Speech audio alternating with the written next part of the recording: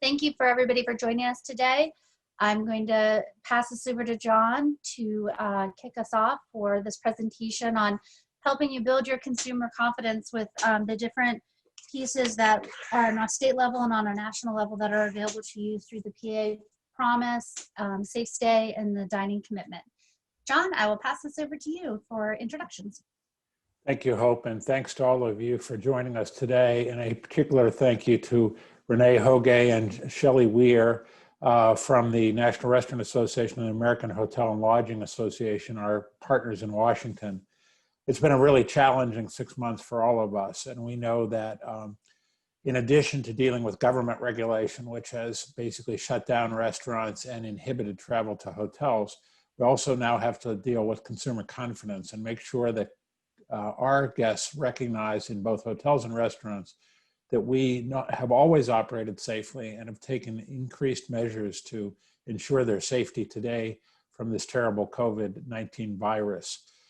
With that, there's a number of things that we are doing along with our national partners to regain the confidence of consumers and to make sure they feel comfortable coming into our restaurants and hotels. And that's why we're here today.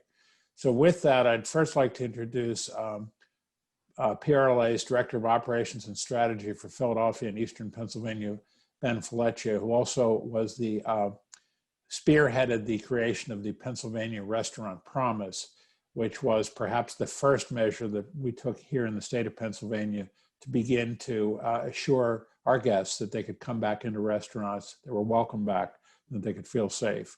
And then Ben will turn it over to our other partners from Washington right after that. So Ben, it's all yours.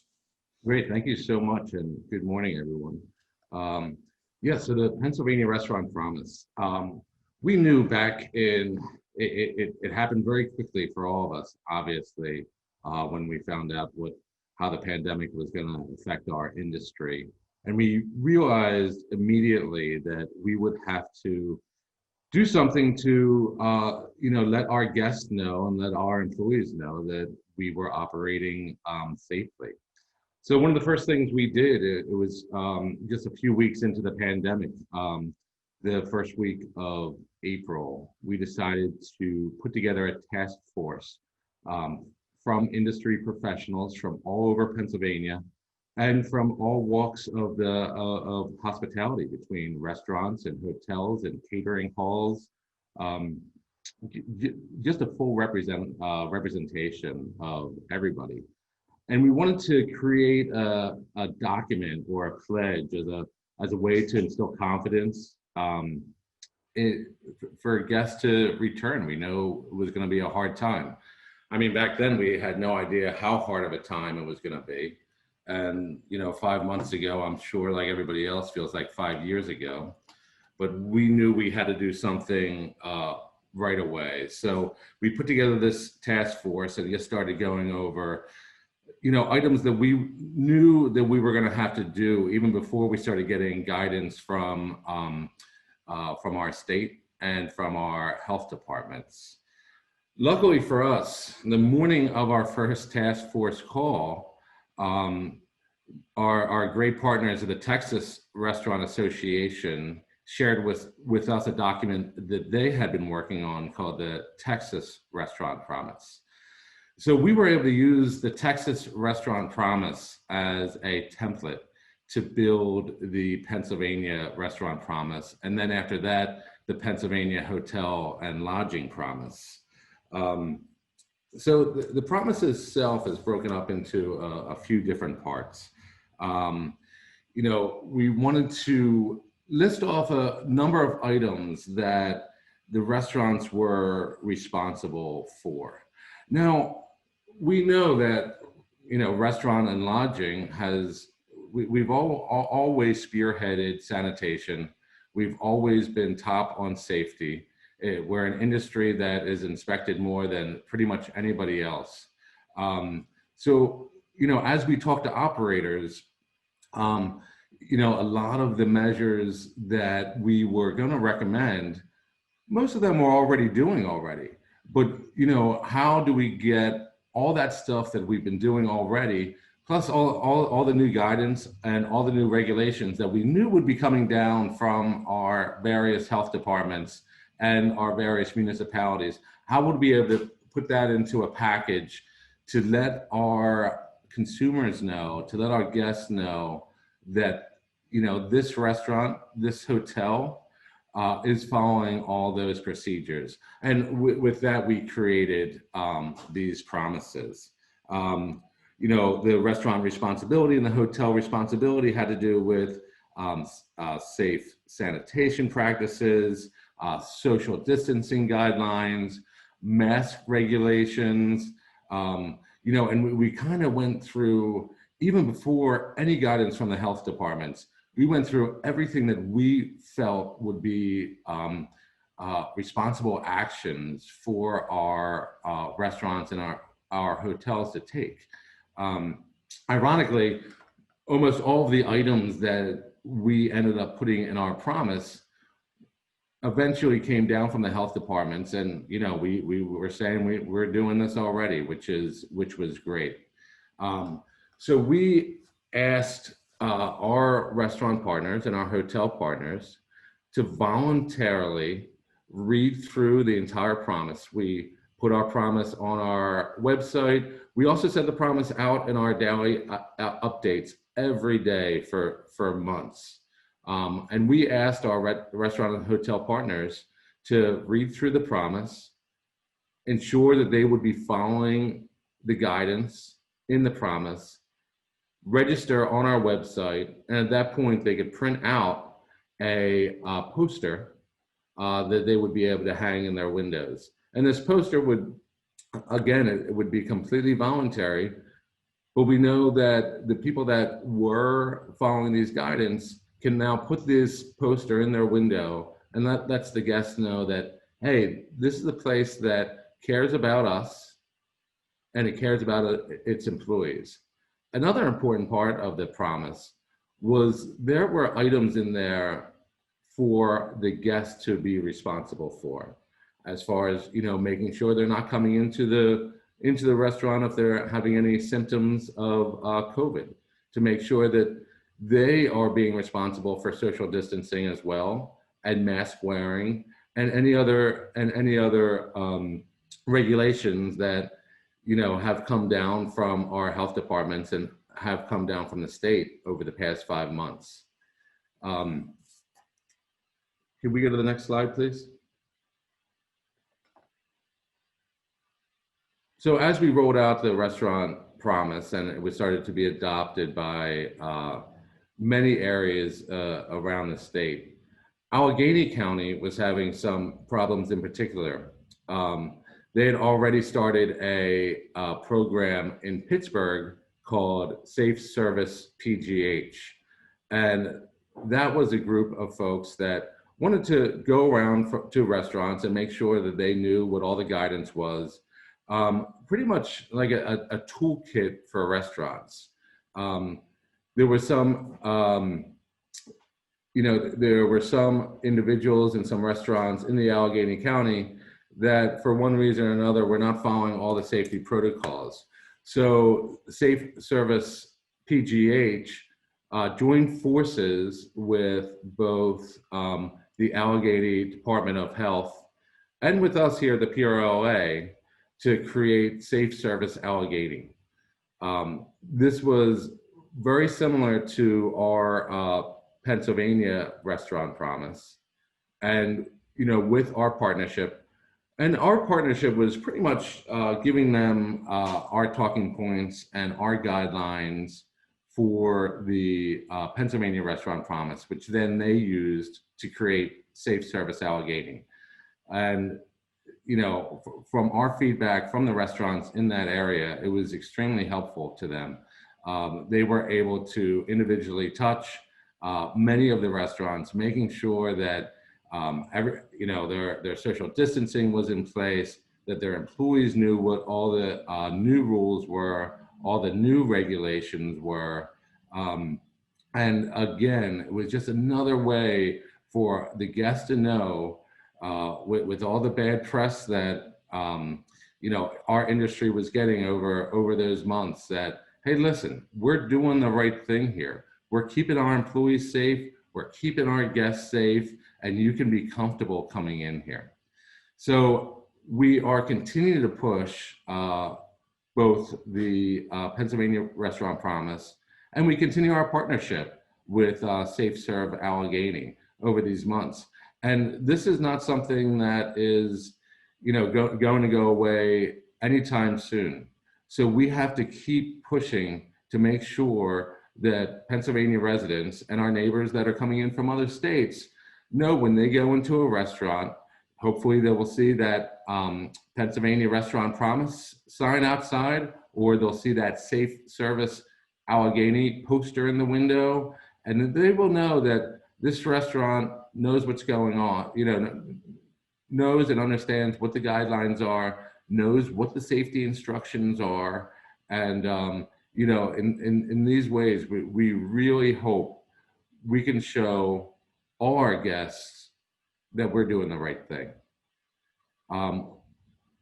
We will be available for questions after this. So if you have any questions, you can put them in the chat or ask at the end of the entire webinar. And with that, I'd like to pass it off to Renee. Renee? Thanks, Ben. Appreciate it. Well, good morning, everyone. As Ben mentioned, my name is Renee Hoge, and I'm the National Restaurant Association Sales Manager for Regional Accounts in the Northeast. And for many of you, probably your ServSafe point person. For 30 years, ServSafe's been at the forefront of preparing restaurant and food service workers to deliver safe dining experiences for their guests, while also keeping employees secure. And although these past few months have been extremely crippling for America's 1 million restaurants, impacting its workforce with massive job layoffs affecting 8 million employees, that also caused $145 billion in lost revenue, and that's as of June. We're still a resilient industry, and we're ready to make our comeback, and that's what today's discussion is all about. The association is supporting restaurant revival with trusted training solutions, and as well as your state campaign, a national campaign known as the ServSafe Dining Commitment, which invites diners to reclaim their tables in our restaurants and rebuild our communities. Because let's face it, on-premise dining has virtually disappeared for the time being. So we want to provide peace of mind to help drive traffic back into our establishments. Next slide.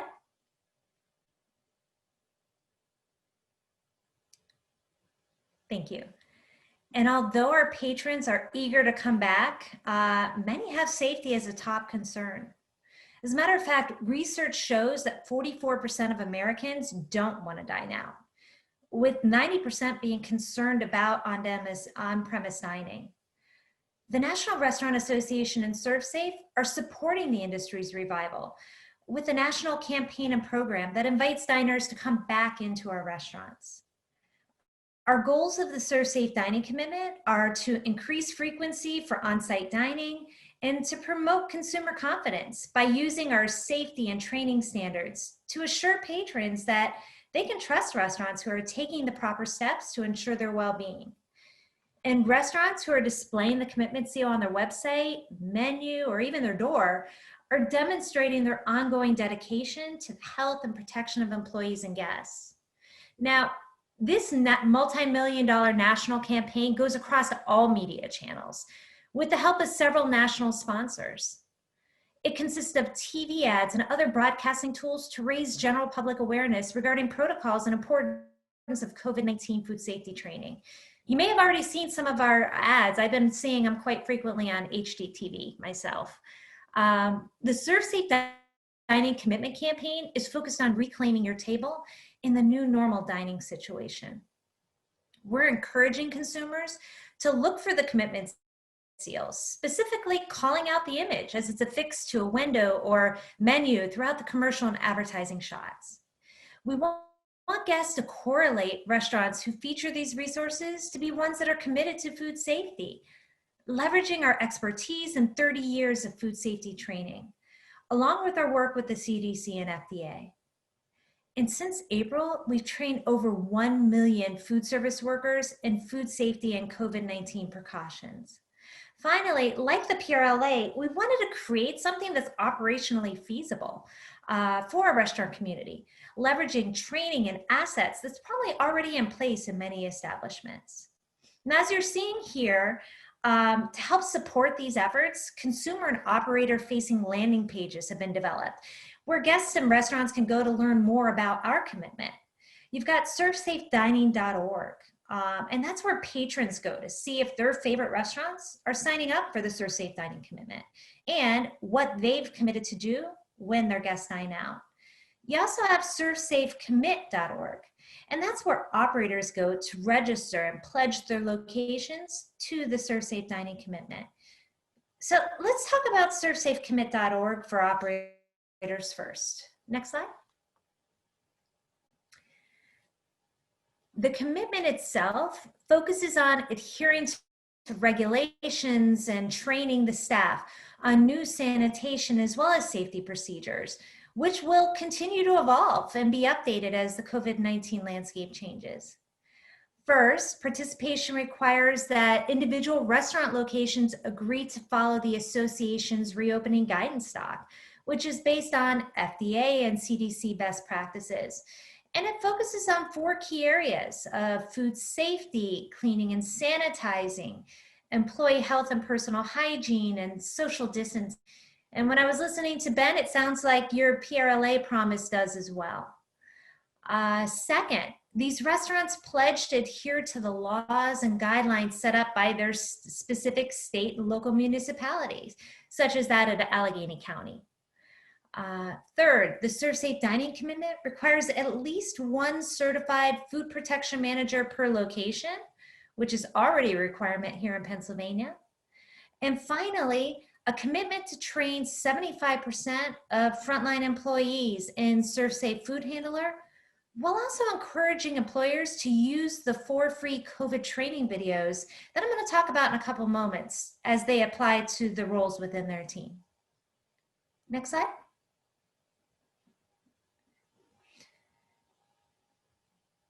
Participants registering on our operator landing page will receive a variety of customizable digital assets, along with recommendations as to how and where to use them to help spread the word that they're open for business once they make the pledge.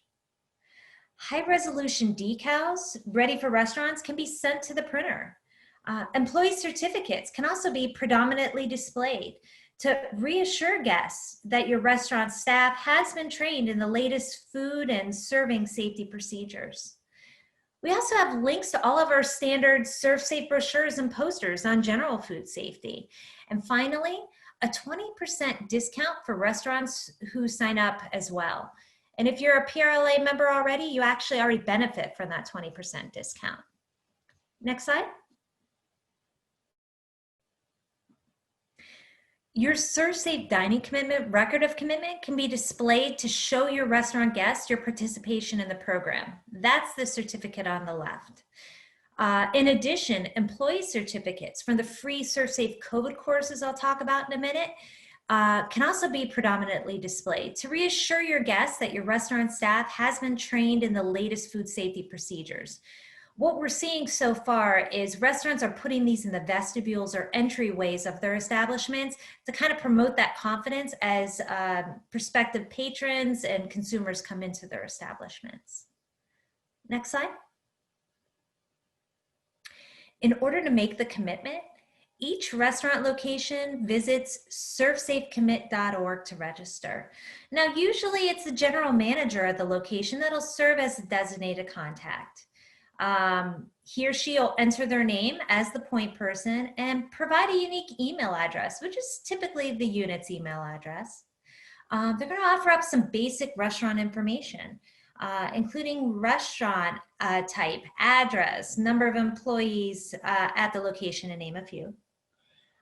In addition, they're going to list the names of the restaurant ServSafe Food Protection Manager and his or her certificate number, as well as the names of the restaurant's ServSafe Food Handler employees and their valid certificate number.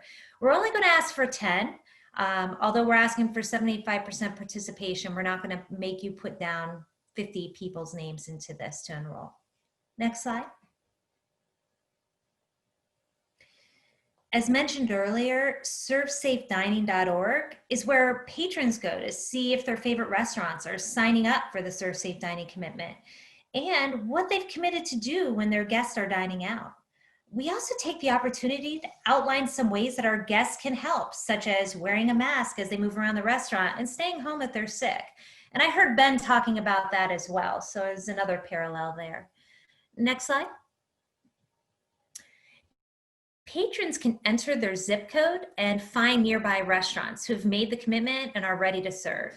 Now, I'm based in the Pittsburgh area, and I actually did this and pulled up a slew of restaurants in my area. So it's a pretty cool feature to check out.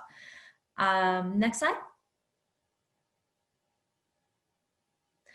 Here's a sample list of some of the organizations who are already participating. We have large chains as well as thousands of independents coming on board. Next slide. And with this, I'd like to thank you for listening to ServSafe Dining. And if we can transition to the next slide.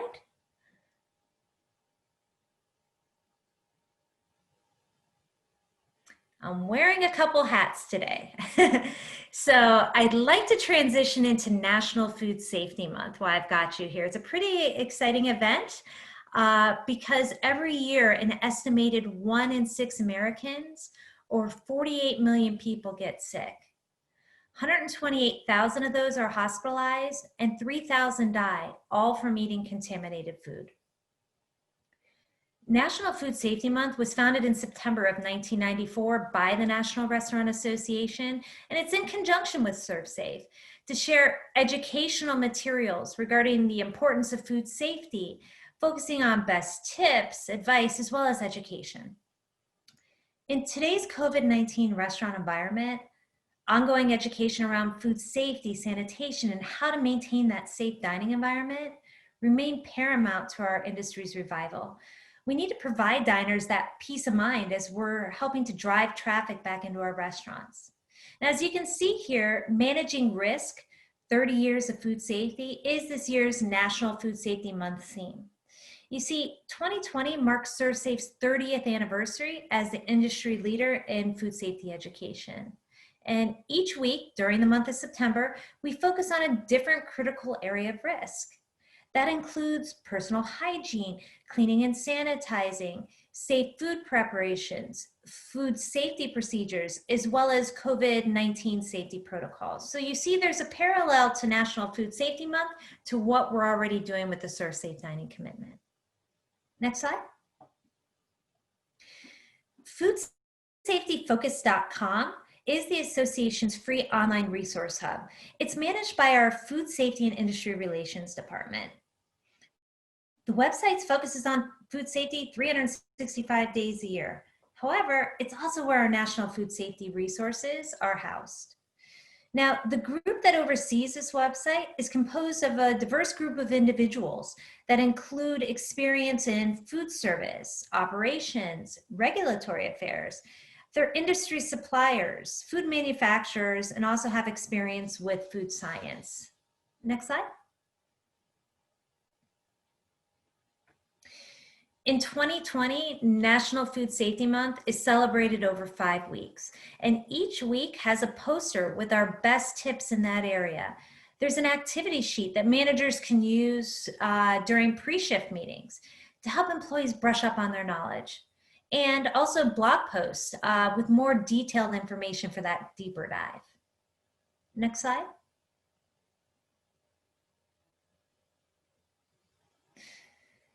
And now I'd like to shift gears one final time to talk about our free COVID training videos that I referenced during the ServSafe Dining Commitment segment. Since the industry continues to face those ongoing challenges with COVID-19, we're expanding our efforts at the National Restaurant Association to help both the industry and its workforce.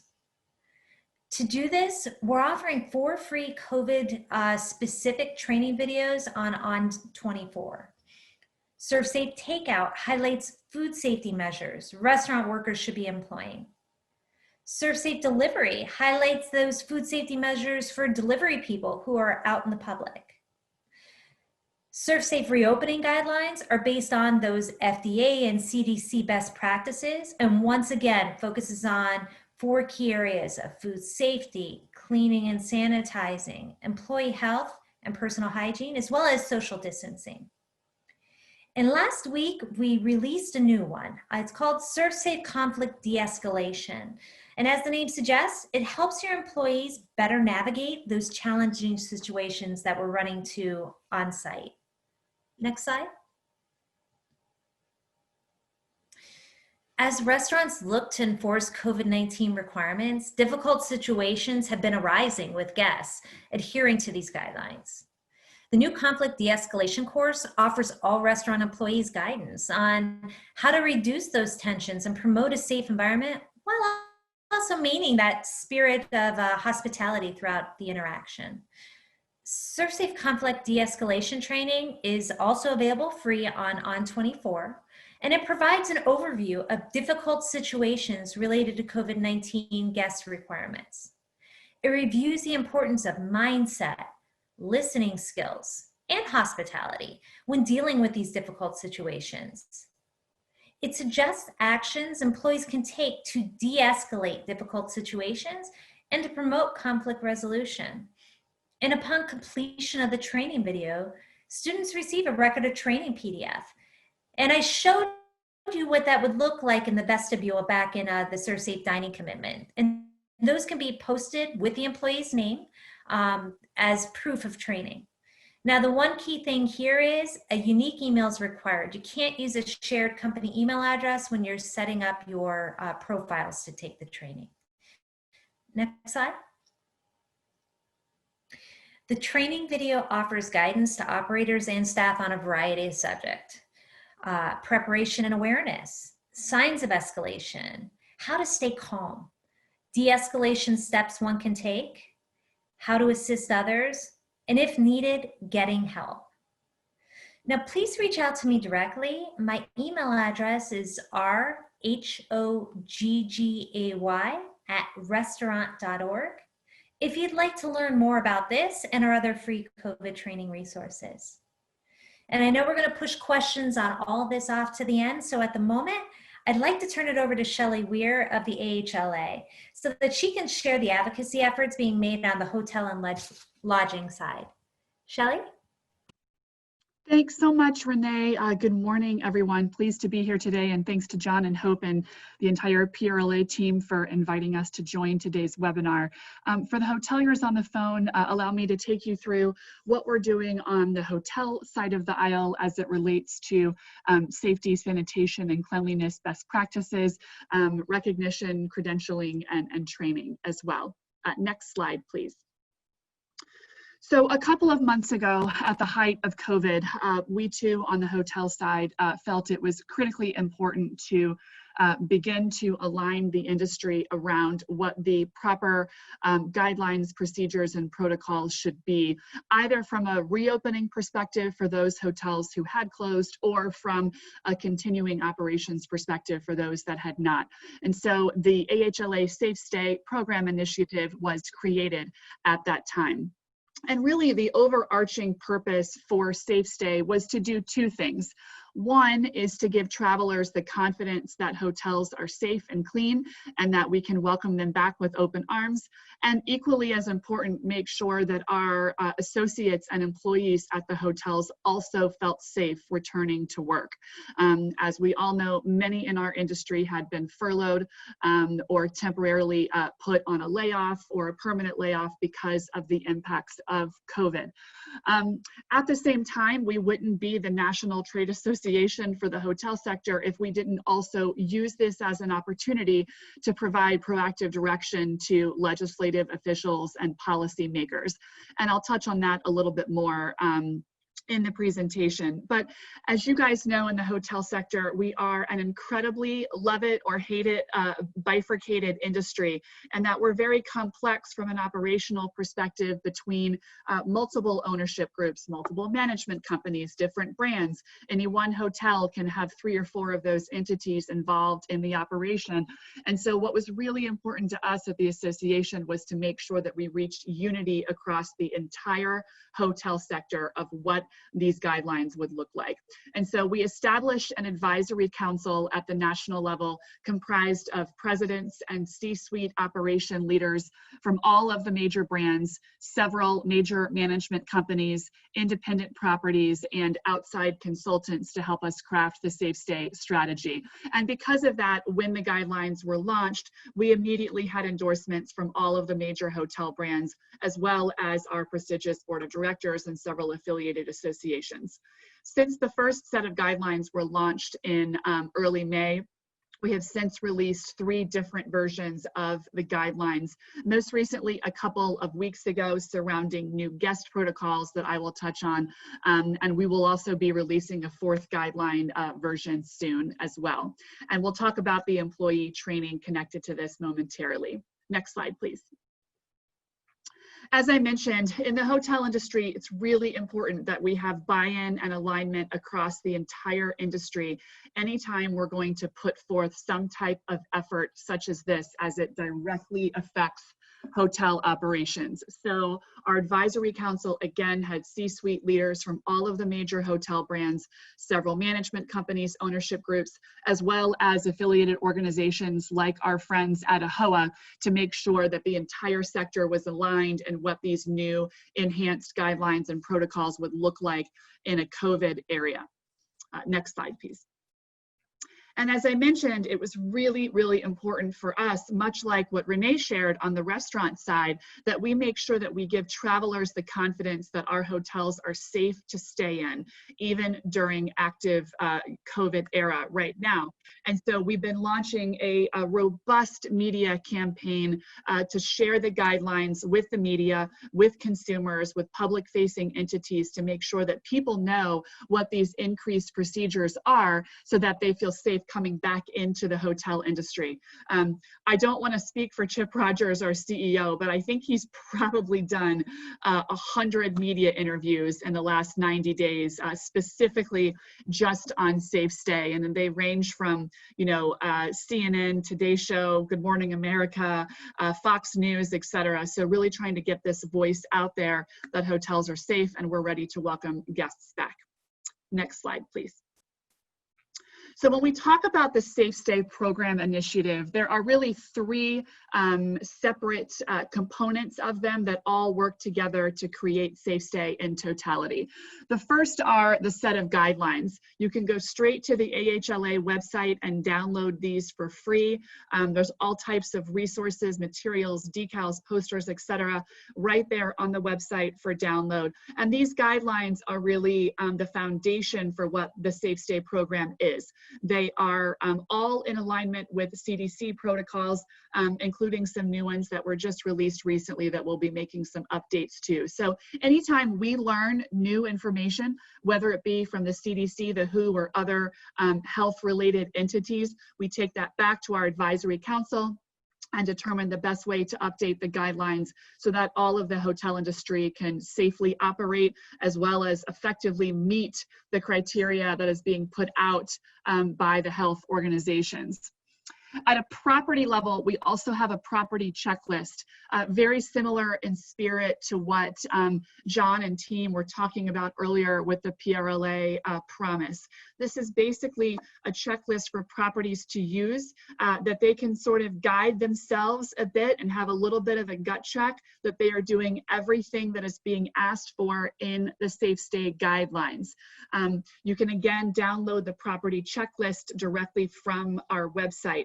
We are also making the checklist available to be co-branded with hotel employers, and many of our brands have chosen to co-brand this particular material.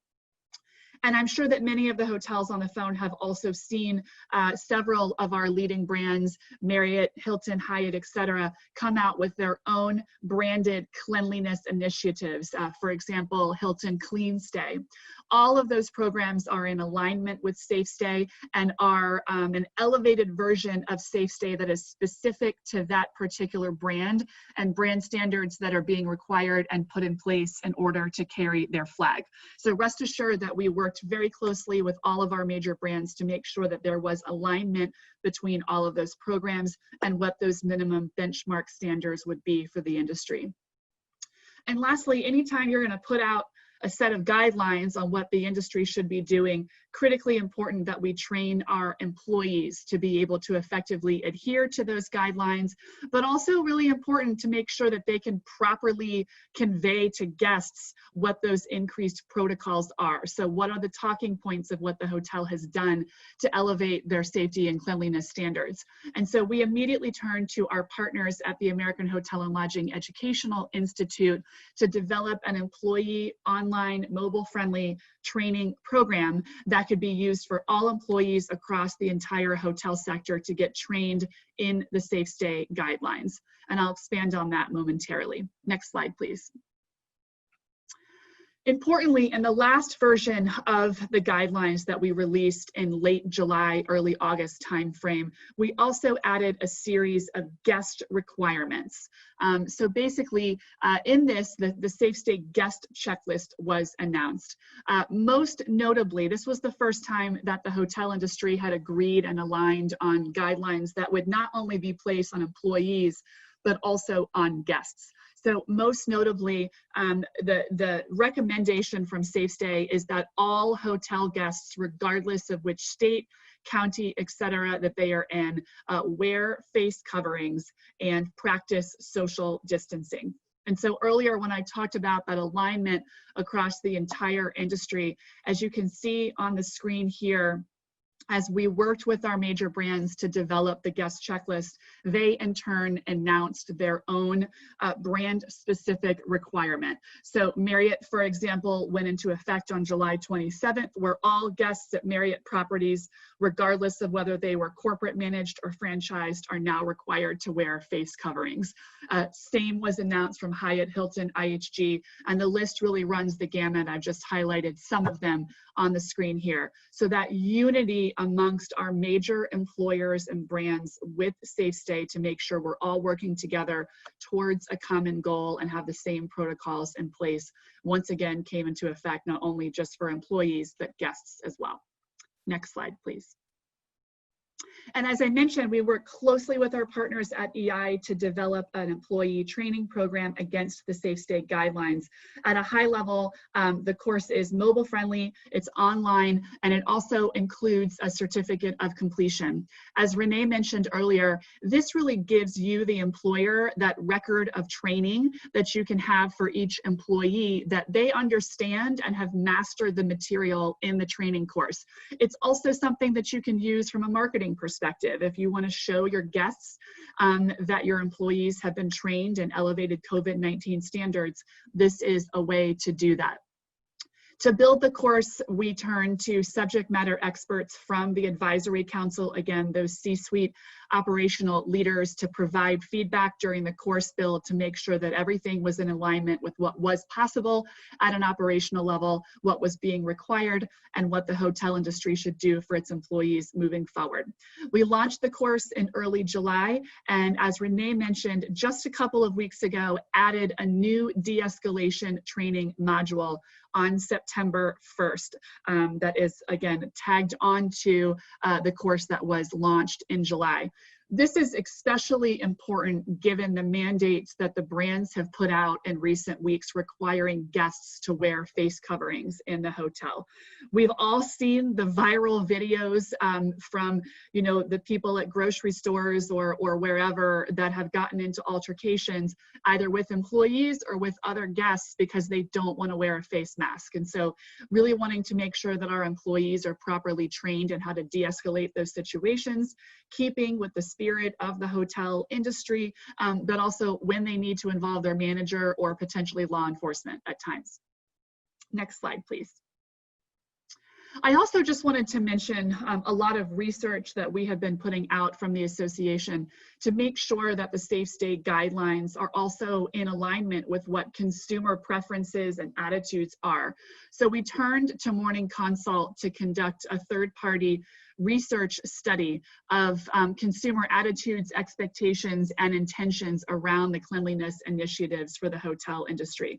We also asked them about their future travel plans, timing, what their perceptions were, what their intent to use certain amenities or not were, those types of things, so that we could understand what those overarching attitudes were, and again, how they intersect with the Safe Stay program in totality.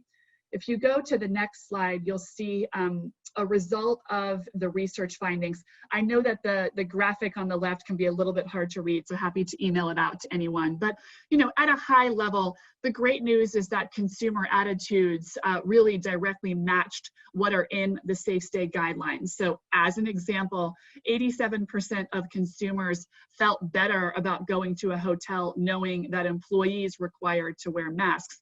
And 85% of them were also happy that guests were required to wear masks. So all of those things tie into the Safe Stay protocols. I also want to mention, I'd be remiss, although I am not on our legislative lobbying team, I'll turn over to John and his expertise here as needed. But as many of you have probably seen in the news in recent weeks, we are in the fight of our lives right now, not only from keeping hotels open, but also in making sure that unnecessary restrictions and requirements are not being placed on the hotels that would in turn, accelerate our ability to stay open or not stay open. So as an example, several ordinances have popped up in cities across the country, most notably in California, around extreme measures for hotel cleanliness that is far exceeding what the Safe Stay guidelines have in place. As an example, some of the ordinances are requiring hotels to be cleaned as often as every 30 minutes or having daily housekeeping. And what we know from the CDC, who has told us and has put out in recent documents, is that it's actually far more safe to have housekeeping not be a daily occurrence, so that you don't have housekeepers coming into the guest rooms while guests are staying overnight. And we also are seeing through this survey that guests do not want housekeepers to come into their room every day. So 86% of consumers actually do not want daily housekeeping. So these are the types of things that while Safe Stay is a program centered on cleanliness and safety and guidelines and making sure that the industry is united, well-trained, is safe to open our doors, they're also interfacing very closely with our legislative priorities, in particular at the state and local level. So with that, I'll close and I'll turn it back over to my dear friend Hope at PRLA. And I know Renee and I are both happy to answer any questions that you might have. Wow, that was great information, guys. Thanks, Renee and Shelley, and thanks, Ben, for pitching in to do our PA Promise information for the group. I'm not seeing any questions, but if anybody does have any questions, please put them up there right now. I know you guys were really thorough and presented the information. We do have this information out on our website under the coronavirus section so that you can easily link to ServSafe Commit and to Safe Stay. But if, and we will be sharing this presentation with you. And Shelley, if you could send me that that one-page survey that you had at the end, we could attach it and send it out, because I thought that had some really great information to share for our hoteliers. Sure, no problem. I guess you guys were just way too thorough with your presentation. You both sound great, and I appreciate all the time you took to put this together and get on the call with us. If you don't have any questions, or if you don't feel comfortable asking them, you can definitely give me a shout out, and I can reach out to Shelley or Renee, or you reach out to them directly regarding the programs. But we think these are all wonderful programs and great ways to get people confident in what you're doing in your establishments is there to make them safe when they come in to eat or stay over. So we think these are important programs to be considering as you reopen your businesses.